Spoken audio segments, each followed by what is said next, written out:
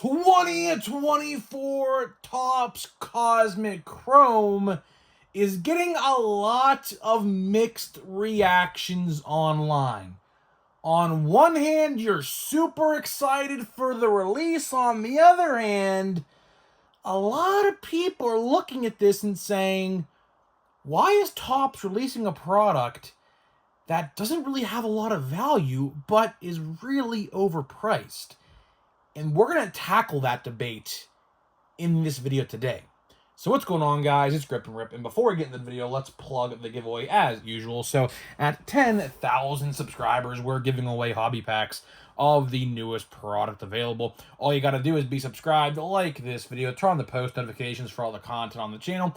And last but not least, leave a comment in the comment section of this video and countless other videos you see on the channel on what has been your favorite moment this baseball season. Of course, we are now officially in the last week of the regular season, so let me know in the comments what has been your favorite moment. It could be a great moment, it could be a bad moment, it could be a favorite moment you have regarding a rival team of yours that maybe they sucked or something to help your team or something. I don't know.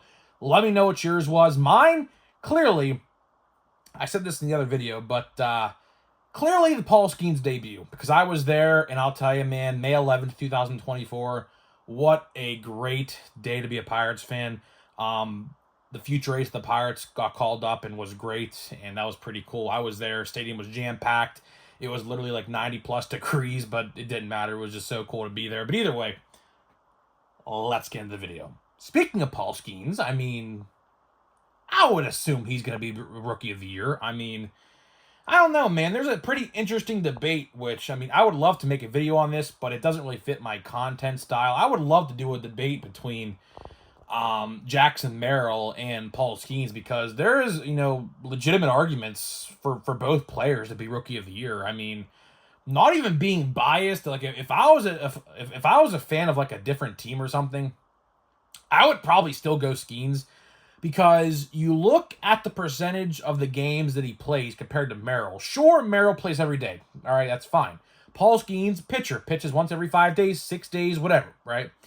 But you look at the quality of the games that he played, and to be honest with you, the percentages, Skeens has more better appearances than Merrill does percentage-wise. And I think as a voter, if I had to vote on Rookie of the Year, I would give it to Skeens. I would, because we've never really seen anything like this for a guy getting drafted and then literally like 6, 7, 8 months later being in the big leagues. So I would give it to him. Like, not even being biased. I know I'm a Pirates fan and things like that, but, it is what it is, right?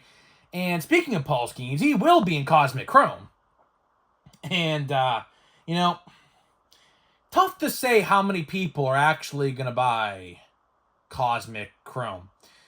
Cosmic Chrome, I made a video the other day talking about this product, and I was actually genuinely surprised to see all of the negative feedback. Not towards the video I made, but towards the product. It looks like Cosmic Chrome is not really well received in the community, and I can definitely see why. Do not get me wrong. Someone in the comments, it's funny. Someone in the comments who clearly doesn't watch my videos every day said, "How much does Topps pay you to be positive?" I'm like, well, buddy, I'm the last person they would pay to be positive. I could tell you that for a damn fact. It was my Marvel video talking about 2024 Topps Chrome Marvel. If you didn't check that one out, check that one out after this one if you're a Marvel fan or whatever. But yeah, he's like, "How much do Topps pay to be positive?" Nothing. That's literally the one positive video you might get out of me a week, which is funny. But either way, a lot of people in my comments were bashing Cosmic Chrome for a multitude of reasons. It wasn't just one reason. It was a multitude of reasons. The price is really steep, which we'll talk about that.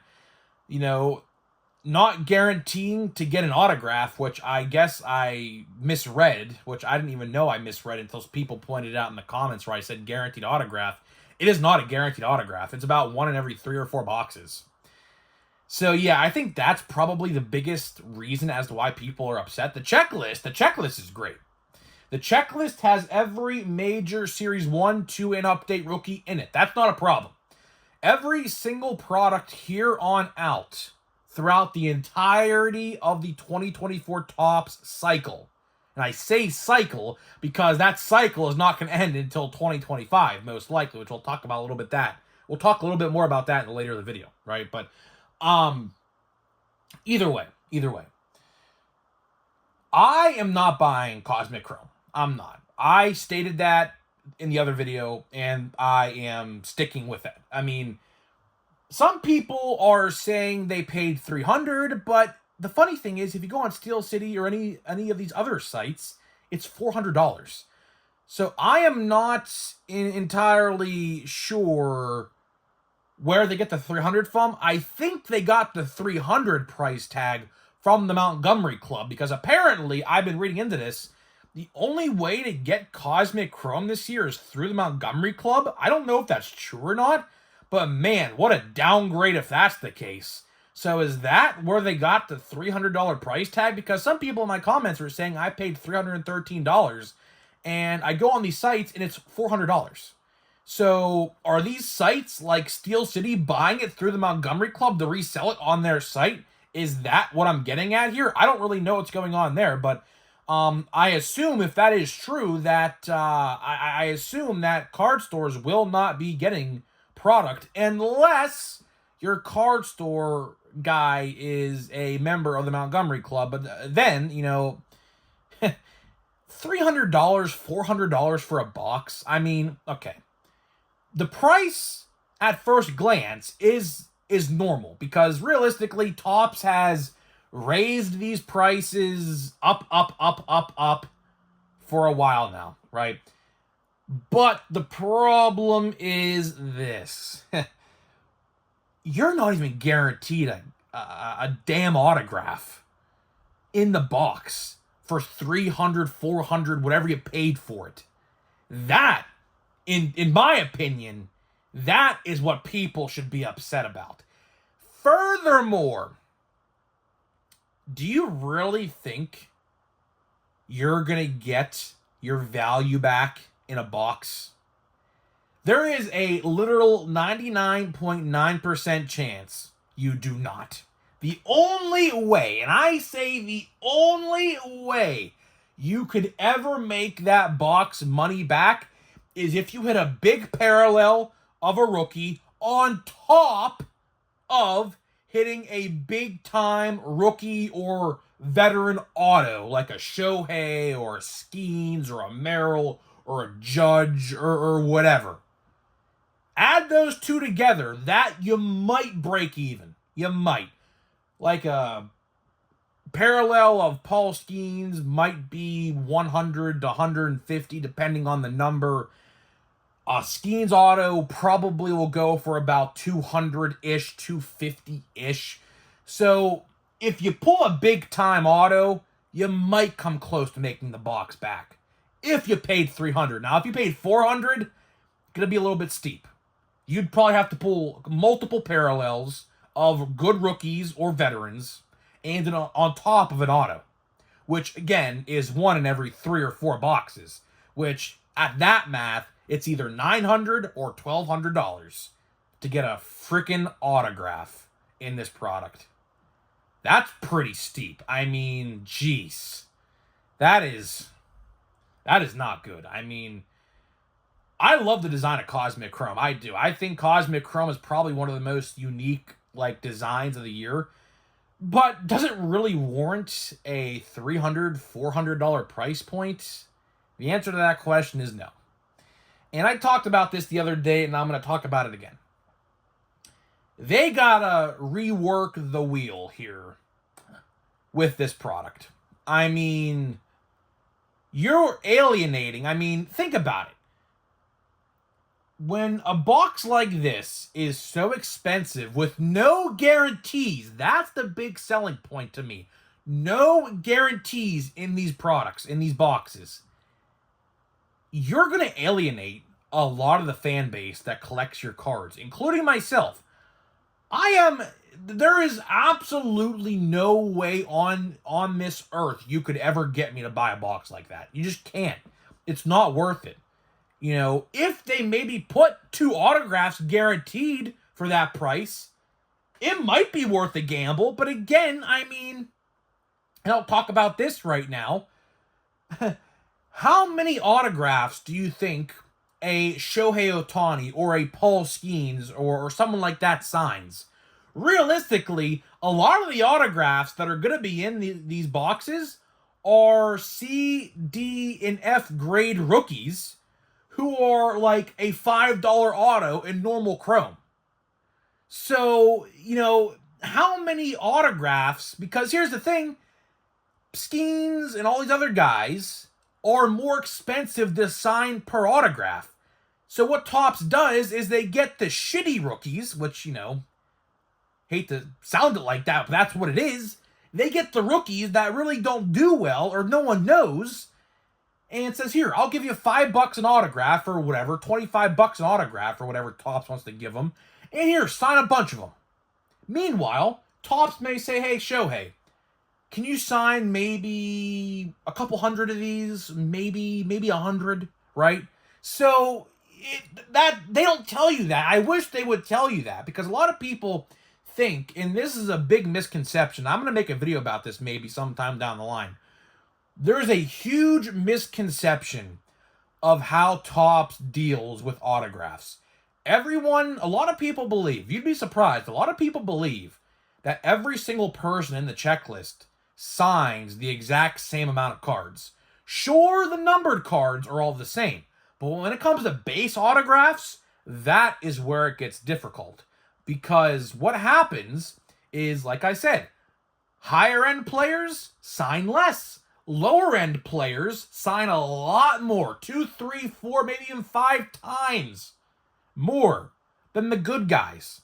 So it gives you a complete disadvantage. A lot of people don't know that. A lot of people think, oh, all these guys, they sign 5,000 each or something like that. No, that is not the case at all. And I wish Topps would really be honest with that, but they're never going to, because they don't have to. Unless there is some law like saying they have to be honest with that kind of stuff, which there never will be, because at the end of the day, you know, a lot of people don't understand this, but at the end of the day, sports cards are a form of gambling. They are. I mean, it's a form of legal gambling. You get things in return, but you are gambling and you're betting on yourself to pull a good card in that box. So, you know, I really don't like the idea of Cosmic Chrome being this Montgomery Club, you know, $400 box with no autographs. That to me just spells disaster. And maybe that is the reason why it is a Montgomery Club, if this is true, a Montgomery Club only box. Because maybe they realized people aren't going to go to card stores to buy these boxes for this amount of money. And if they came to that conclusion, why even make the product in the first place? Seriously. You think about it. If they came to that conclusion of no one at card stores is going to buy this product for this price, then why even make it? They just admitted to themselves, if they thought that way, they are catering to the higher echelon, aka the Montgomery Club owners, which is like hundreds of dollars to get in a year, which I would never either, by the way, buy a membership to that either. But either way, to wrap this video up, I really do think next year Topps should probably make a retail version of this. Now, it doesn't have to be like a Platinum Chrome Anniversary. I'm not asking for that. I am just asking for an easier way for people who might want to complete a checklist to go out and enjoy a product. Because, let's be honest, probably 80-90% of the hobby fan base is probably not going to buy a box of Cosmic Chrome. And it sucks because it's a really neat design. It's a really neat concept. But with the things that they do and the price that they set on the product, you're screwing over the vast majority of your fan base And next year, I think they should make a retail version of this. Or at least a cheaper version to where you can enjoy the product. I don't know what they can do. They don't do hobby lights no more. Hobby lights have gone the way of the dodo bird, so that's not an option, at least unless they want to bring those back. But they gotta find a way. Like, for example, there doesn't have to be autographs in retail. They can do a blaster box, right? 28 whatever cards, how many cards are in a blaster for Chrome. Add 2 non-numbered, like greens, yellows, purples, pinks, whatever you want to do. And people will buy it. I would buy one just to see what it's about. I would definitely do that. Because then I think a lot more people would be interested. And you would get those people out there to maybe go out and try it out for the first time and say, wow, I actually like this. Maybe I'll go buy a box. See, Topps don't think like that. Topps don't think like that. Like, if some people go out there to buy a blaster and they say, wow, I actually like the design of these. Let me go buy a hobby box or go buy more blasters or whatever, right? That's the type of stuff they need to think about. Because I'll tell you one thing. Whoever is making the decisions over at Topps or Fanatics with this kind of stuff is completely not engaged to what collectors think. It's funny. Topps and Fanatics claim that they're collectors themselves. And I find that very funny because 99% of the things they do are anti-collector moves. So, whoever makes these decisions, either one needs to be fired or B needs a wake-up call to see what we actually want and maybe make some changes, and maybe the profits will be a little higher. Because, they're going to tout, oh, we've had record-setting profits in 2024. You want to know why you've had record-setting profits? Because it's taking you the exact same amount of money to make a box, but you're charging 25% more. So that right there is your answer. It's not that they're selling more, it's that they're charging more, and they're making the boxes for the same amount they did 4 or 5 years ago. That is why they're making record-setting profits. It's not hard to understand that. And they think that we're dumb. So they'll tout in their earnings call, their fourth quarter earnings call or whatever, the fiscal year, right?